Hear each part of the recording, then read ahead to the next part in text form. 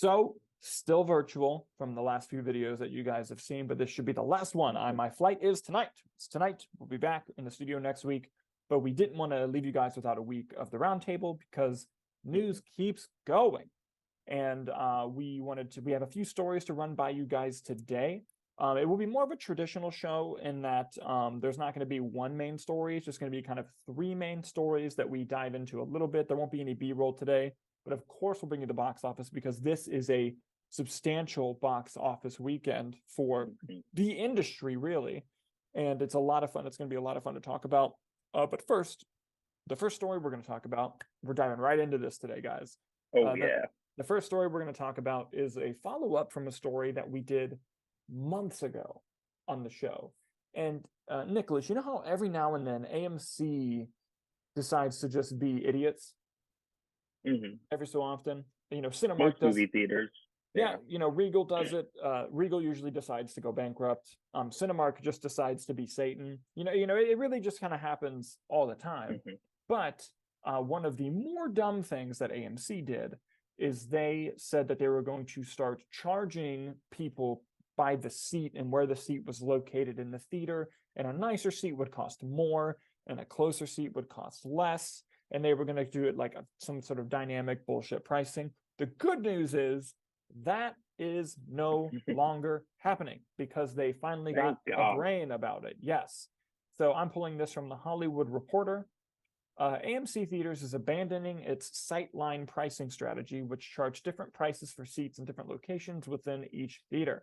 First announced in February, AMC's plan involved charging higher prices for the best seats in each theater and lower prices for the seats at the very front of the auditorium. The company said Thursday that it will end the pilot program in the coming weeks and replace it with a new program that aims to upgrade the seats in the front of each auditorium. This I actually like. Thank you, Nicole Kidman. Whenever AMC does something great, I just credit Nicole Kidman. Nicole Kidman is the CEO of AMC. Yes, correct. As far as I'm concerned. Yes. So basically, the article goes on to explain that their new plan is going to take their front row seats and move them back by a certain number of feet. So that way, like the first row experience feels more like the third or fourth row experience. So that way. So they're just going to eliminate the back three rows of the front? Yes. That's probably exactly what they're going to do. And right. And people say all the time, like, aren't you eliminating seats? You know, you're eliminating the potential sellouts of the theater. I'm sure if you looked at the entire past 3 years of how many times the theater sold out, they're not going to be losing any money. So, and if anything, if you can somehow, now granted, the marketing of getting people to sit in the front row is going to be hard. But at least if someone has to get the front row, it'll be a more pleasant experience than before.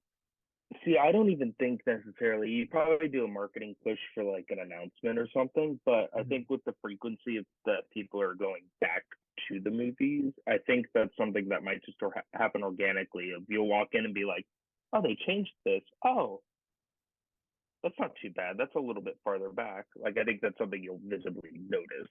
And then be like, okay, well, then you see it and you're like, okay, well, that's not too bad. Yeah. And it's like you said, it's just going to be something that people realize through word of mouth. You're not commercial or anything's going to make you be like, front row, sit there. Like, no one's going to do it. But I'm glad that AMC has reversed this idiotic, dumb decision.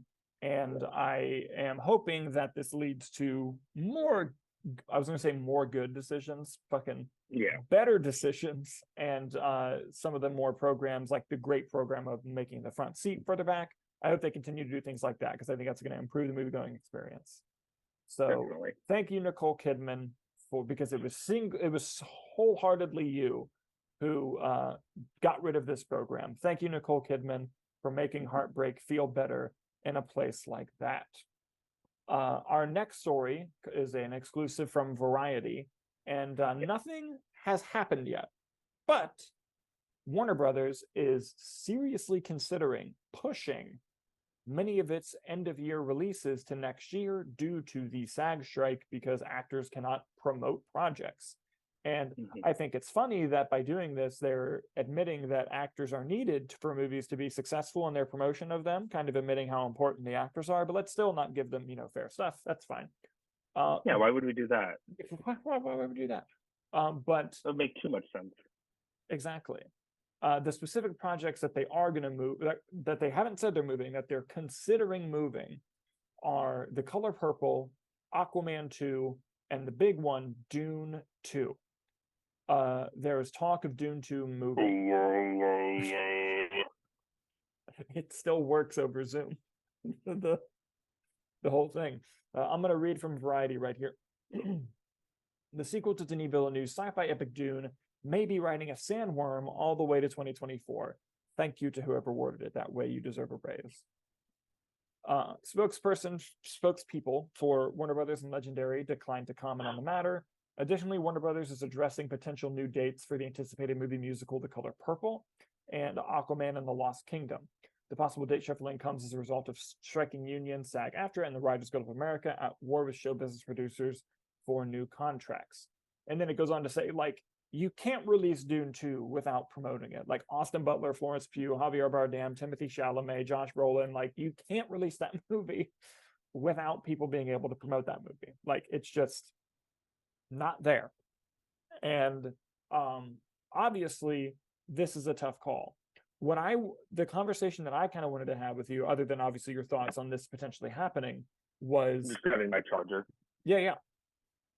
But let's do it. Oh, God damn it. It's tangled. I thought this was going to be smooth. I just got the notification where, like, your laptop is about to die. And I'm like, please don't. Ladies and gentlemen, I'm recording the Roundtable. This is real drama in real time. Will he get it plugged in? We're good. Great. Tom Cruise doesn't have shit on me. Great. That was the real impossible mission. Yes, that right there. You cannot promote Dune 2 without that cast. The conversation mainly Zendaya. Yes, the conversation I wanted to have with you. Oh, and speaking of Zendaya, they did push her movie Challengers to next year. They pulled out of premiering at the Venice Film Festival, but that was another studio. But the conversation I wanted to have toward you, if you move movies like The Color Purple and Dune, does that open up the Oscar race for movies that are coming out this year? Because Dune was obviously going to be an Oscar contender, especially for technical categories. And The Color Purple, if it was great, would be a contender, maybe, depending on how the movie is. But with that December release date, they were certainly hoping it would be a contender for the Academy Awards. So what do you think this does for the Oscars? And do you think more movies, like, what if Killers of the Flower Moon moves? Like, what if these other films move? Like, what are your thoughts in regard to the award season next year? That's good. Like you said, nothing has been decided yet. There has been no changes to the schedule, but like you just said in our Oppenheimer review earlier, that as of now, that is like a lock for many of the technical categories. And looking ahead, I feel like the two that would be competing against would be Killers of the Flower Moon and Dune. So I feel like that almost would ensure an Oppenheimer win. But at the same time, there's these movies that come out. Like, you're going to tell me Martin Scorsese movies aren't going to be nominated for a bunch of Oscars. Dune 2, which the first Dune won it got nominated for Best Picture. And there's the good and the bad of that, because that would open up the race for some of these other ones that, are really good and have these great pieces on it that you just know aren't going to get the Oscar push from the studios. And like you've been saying, Glenn Howerton for actor for Blackberry. Please do it, Academy. Well, as of right now, he might be in that conversation, but 6 movies from now, he might be totally obsolete because it was an early release movie. So I think it'd be interesting to see what they would nominate off of that. And also just general interest and excitement. I think that I wasn't a huge fan of the first Dune movie. I enjoyed it very much. I am looking forward to the second one. And I think the trailers have been great, but how much do you release of this movie until, if it keeps getting delayed, you have to do a whole other marketing push, which is going to cost the studios so much more money when they're already losing money and people aren't going back to the movies as much as I'm holding for this weekend. But, in the past, you've seen these big blockbuster movies not making any money lately. And I think that's a greater issue. So I don't know. I'd be interested to see what ends up getting sort of nominated in that. Do you get a John Wick 4 production design nomination because because Killers of the Flower Moon and Dune 2 don't come out, Yeah. I think what they pull from would be interesting to see, because it's going to be stuff you didn't even think about, because you're like, oh, it's going to be this. Yeah, and I think what I would say is I think that the studios have a date in mind, and they're like, if the strike is not resolved by this date, we have to move it. And I don't know what the date is, but I feel like they feel like if the strike is not resolved by this date, we cannot release the movie. And I feel like that a lot of things are reliant on that happening. Because that Paramount and Apple want Leonardo DiCaprio to promote Killers of the Flower Moon. They really want him to do that. And so maybe that's a contender that could also move. I mean, I think Scorsese's name lends itself to some promotion, but he's one of the few directors who can. But when you have Leo in your movie, use Leo when you can, like when they're not striking. So, well, not even that too. You have Brendan Fraser, who's just coming off of an Oscar win for Best Actor. Correct. Like, Robert De Niro. You want that promo? Yeah. Yeah, Robert De Niro's a name, but let's look at his last. But it's Robert De Niro and Scorsese. No, I know it's Robert De Niro and Scorsese. Yeah. And I think that, and hey, maybe because like that has an October release right now. Maybe if Dune or The Color Purple moves, and Killers of the Flower Moon still wants this year, they can just move to Color Purple spot December 20th. And save that.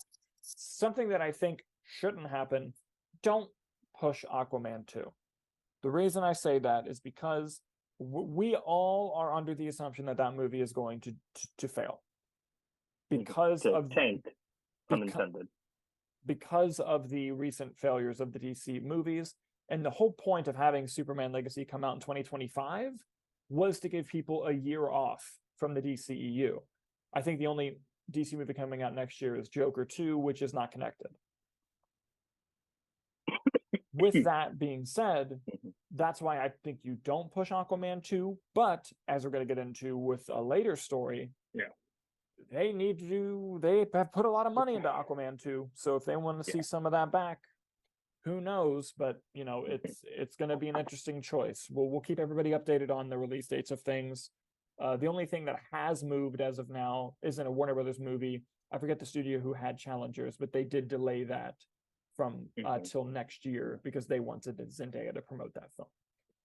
Yeah. But yeah, that's how it is going right now, guys. We're now going to move on to the final movie news topic of the day, and this comes to us from the Hollywood Reporter.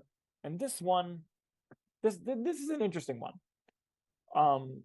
The article dives into what they're calling the quest to build a better Aquaman 2.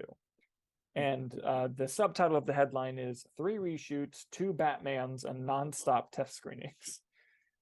So I'm going to read a bit verbatim from the article here. Sorry if it comes across as like me reading something, because I am in fact reading something. Aquaman and the Lost Kingdom is uncharted waters for the next several weeks, potentially setting its course for good or for ill. The sequel to the 2018 Warner Brothers film is coming off a round of reshoots that occurred in New Zealand in mid-June that involves Jason Momoa and Patrick Wilson, according to multiple sources. This is the 3rd round of reshoots for the movie that James Wan has directed. That is almost an unprecedented number, even for a movie of this scale. Lost Kingdom has faced several headwinds as it swims toward its December 20th release date. It was postponed several times. It was originally due to come out December 2022. And like its DC movie brother, The Flash, it has now spanned 3 regimes at Warner Brothers. It talks about how the movie was greenlit under the former bosses, and getting into the actual heat of it. Principal photography wrapped in January of 22, but by summer, Emmerich was out, Hamada soon, both out, casualties of the WB Discovery merger. The movie was in the middle of post-production and began test screenings that summer. While the timeline's not clear, from summer 2022 to beginning 2023, Aquaman and the Lost Kingdom underwent 2 rounds of reshoots that held several uninspiring test screenings. After 1 round of test screenings, a new Warner Brothers bosses, Michael DeLuca and Pamela Abdy, got involved, and they were running point on DC until they appointed James Gunn and Peter Safran. Sources say that in the fall, Abdy took a strong creative stance and got involved in the editing of one cut. However, when that version tested, it scored lower than the previous version, which led to another round of reshoots. Different versions of executives notwithstanding, it's unclear what the problem here is. But one insider said the main issue is story clarity. Also a concern, Batman. Hamada wanted Michael Keaton's version of the character to be akin to Sam Jackson's Nick Fury in the Marvel movies as an elder statesman who could pop up in various films. He was going to be in this and the now shelved Batgirl film. But shifting release dates muddled things. At one point, Lost Kingdom was set to open before The Flash.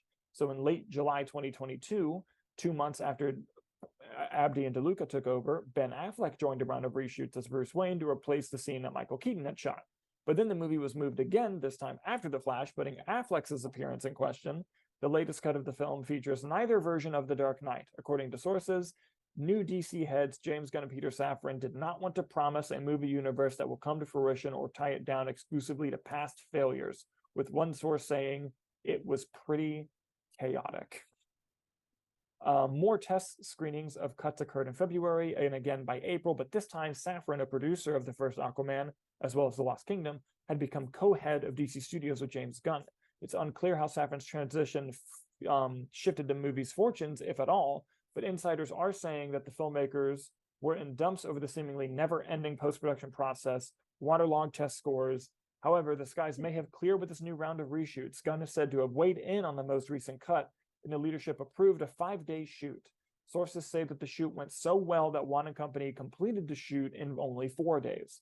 And to some, the fact that Warner's is still willing to keep spending money on the film shows that they have faith in the Lost Kingdom. We'll see about that.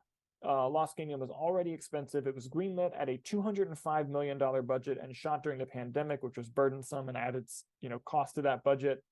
And but apparently the most recent round of reshoots has tested or according to Warner Brothers, the most recent round of reshoots has improved the film.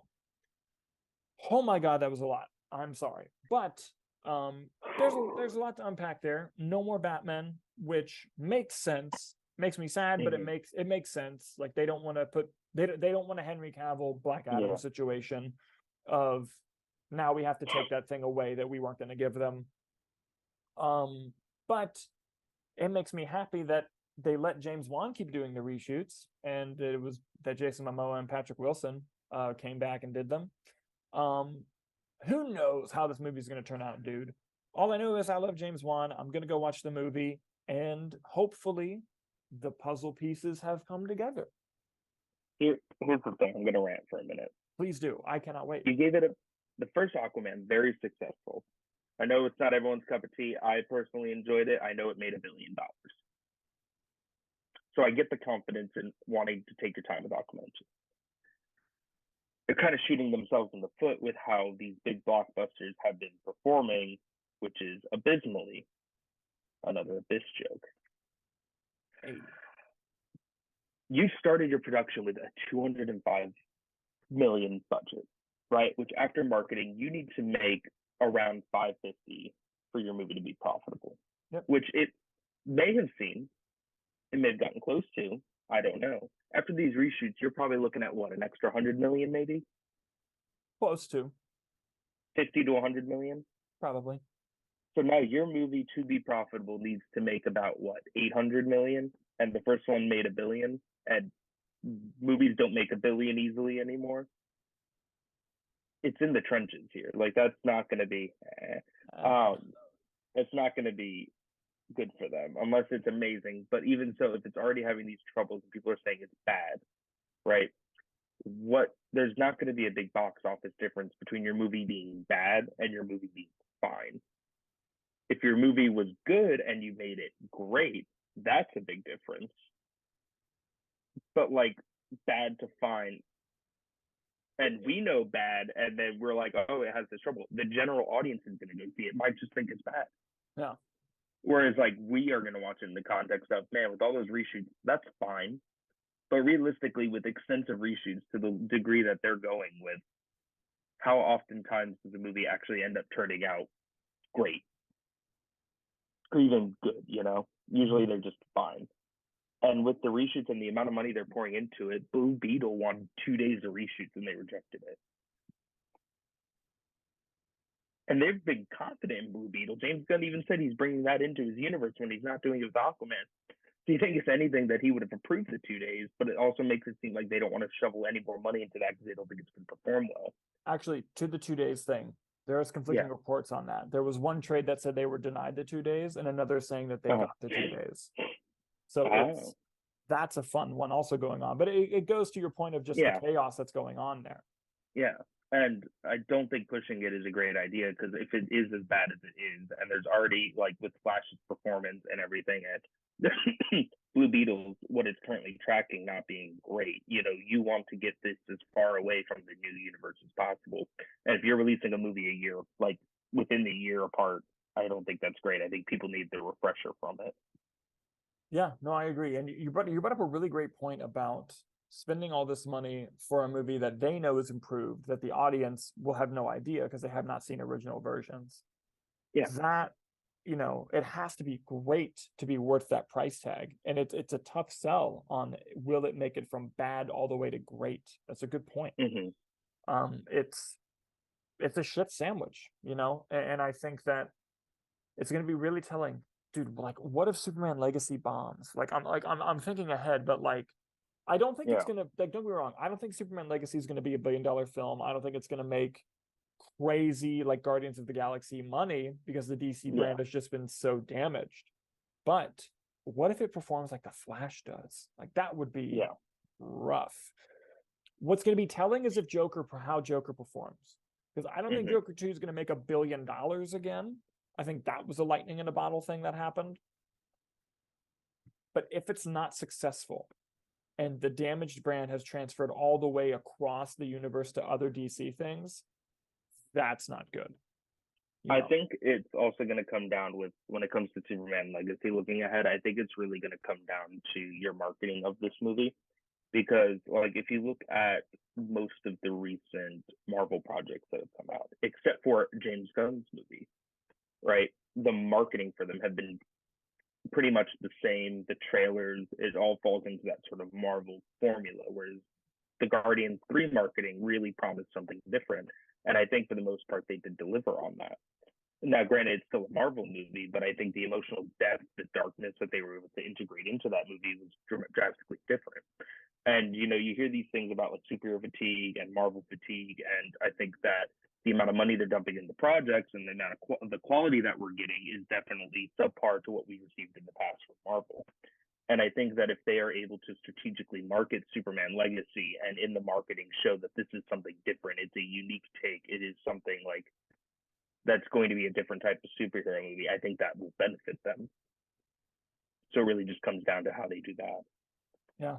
No, I mean, I think you hit the nail right on the head. Because James Gunn's name does hold weight. Now, obviously, he's not a Scorsese or a Nolan, but like, I put him with the other like kind of group of directors where, like, like a Greta Gerwig, a Jordan Peele. You hear that name and you're like, oh, I'm intrigued. Yeah. No, it's going to be interesting how it plays out. We're gonna have to wait and see on that. But with all of that down, to my favorite part of the show, let's move on to the box office. And ladies and gentlemen, what a fucking box office weekend it was. Holy shit. Nicholas. All right, hold on. We get our predictions here. Get those predictions. I cannot wait for how wrong we were. All right, Dalton, Barbie, Oppenheimer, Mission Impossible, Sound of Freedom, Insidious. Okay. I had Barbie, Oppenheimer, Mission Impossible, Sound, and Elemental. Okay. We're obviously both wrong. Let's do this, shall we? Yeah. These are the Sunday estimates. We will put the final Monday numbers in the description in the video below. Because there's one where I think it could flip. Okay. Opening number 1 to $155 million. Barbie. Fuck yeah. Okay. And opening second, a 3-hour R-rated drama opening to $80 million. Oppenheimer. That was projected in the 50s. It made 80. I think Barbie was 120, so they both outperformed by like They roughly both 30 million. overperformed. That's incredible. I'm so curious about next week, the drops that they're gonna get. Yeah, it's going to be interesting, but it gets better, Nicholas. Go on. Coming in third, Sound of Freedom, dropping 26% from last weekend, making another $20 million, 20.1. Coming in fourth, Mission Impossible Dead Reckoning Part 1, making another 19.5. And that's the one I think can flip if we see. But it dropped 64%. It dropped 64% from week 1 to week 2. But that was kind of expected because of Barbenheimer weekend. But Sound of Freedom making more than a Mission Impossible movie is insane to me. Yep. And coming in fifth, Indiana Jones and the Dial of Destiny, making another $6.7 million.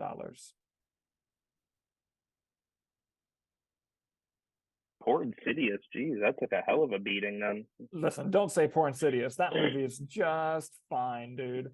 I'm gonna dive into some numbers here. I'm gonna go all the way down to, dude, Joyride is bombed. Like it's worldwide. Yeah, it is a shame because it's a great film. Its worldwide total right now, let me pull it up here, is $13 million. You know, it's not great, which is a shame because that was a really funny movie. Yeah, I liked it more than No Hard Feelings, and No Hard Feelings is running with it.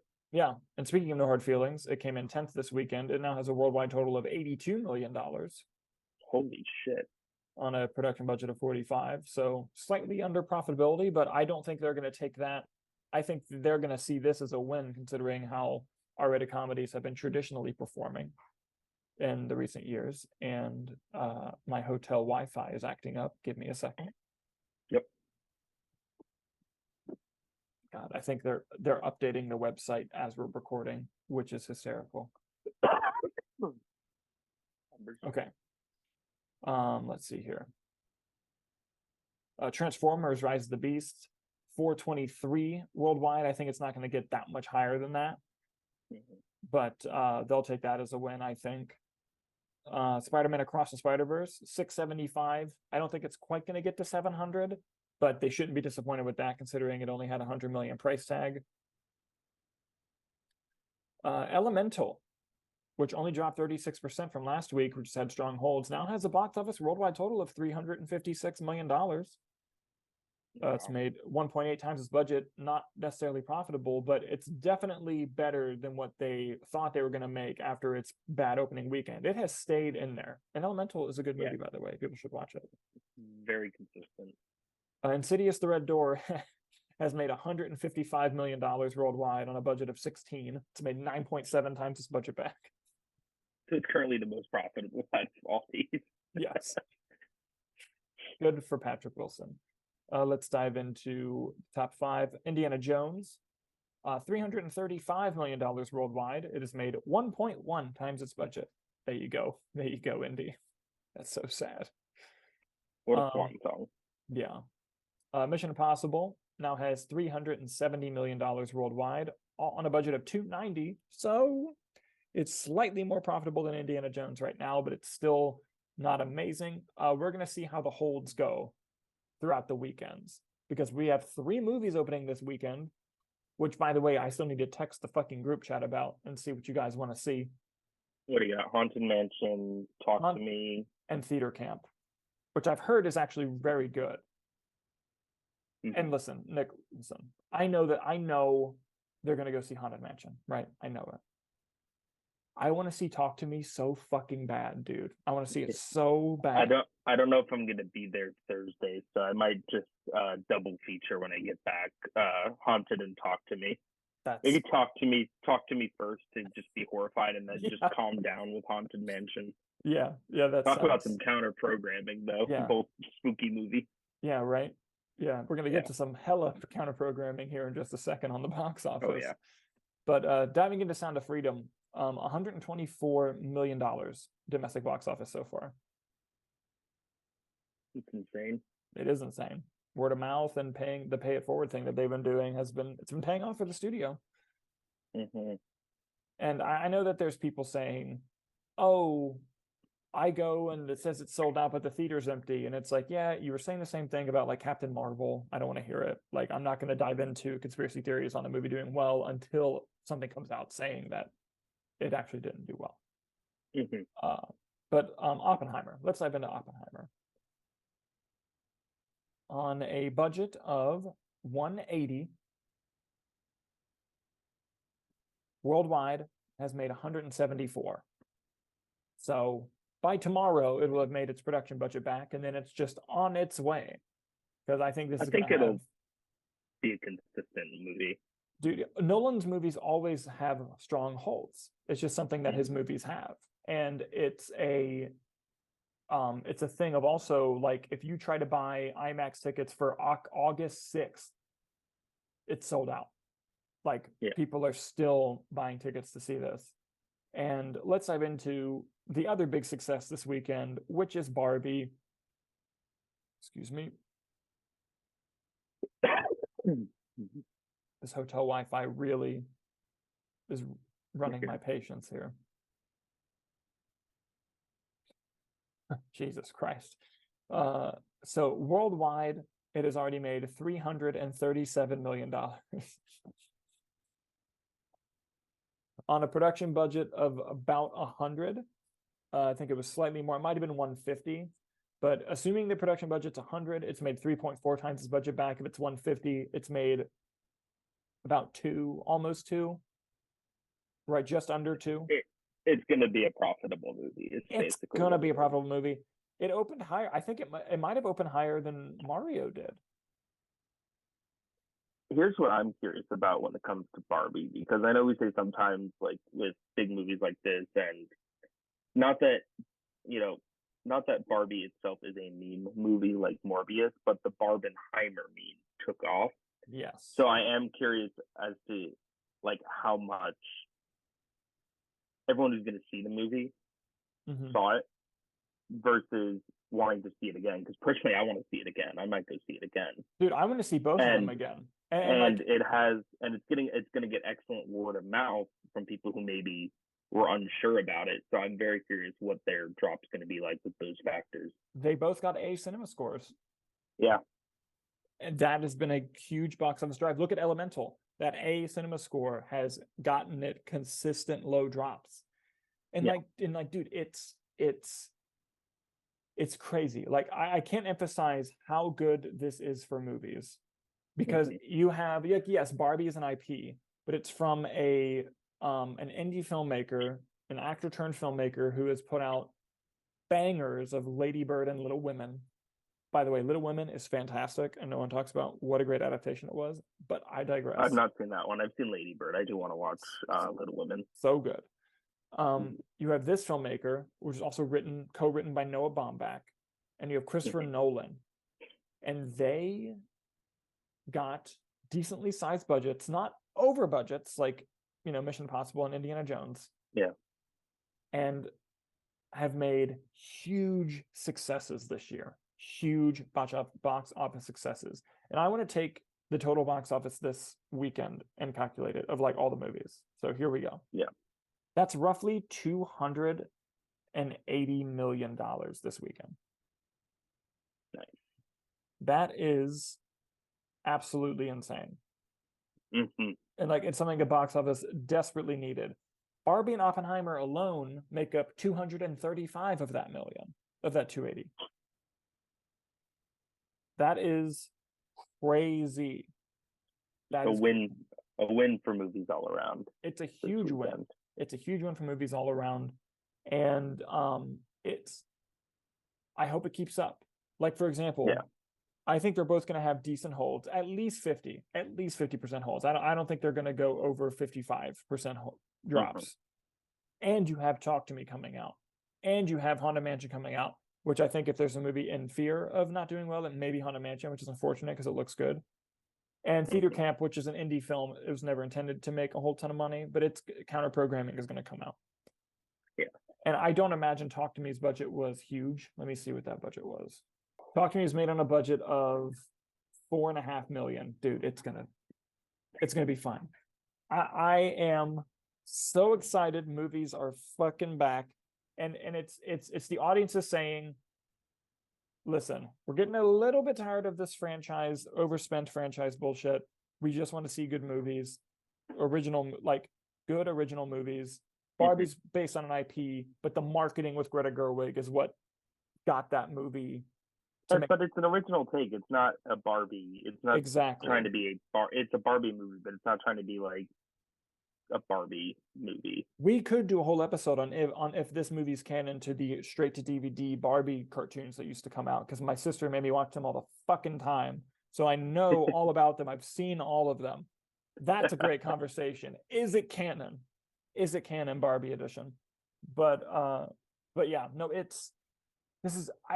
I'm repeating myself at this point. This is fantastic news. Like, unbelievable. So happy for everyone who got to see these movies and have a great time. And I hope it continues. I hope it continues through the rest of the summer. Here's where we can get nutty though. What's next week gonna look like? And I'm gonna make you go first here. Okay. Barbie number 1. Okay. Oppenheimer number 2.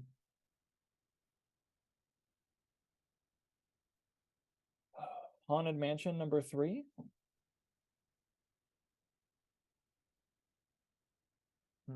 Mission Impossible number 4. And listen, I know Sound of Freedom's been making money. Indiana Jones and Elemental have been staying in there. I have to do it. Talk to Me number 5. This will not happen.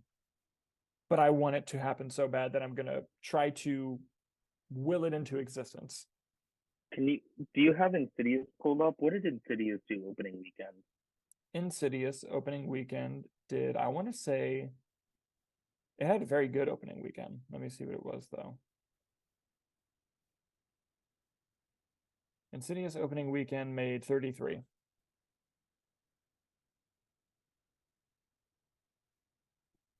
I don't think Talk to Me has the marketing and the staying power of 33.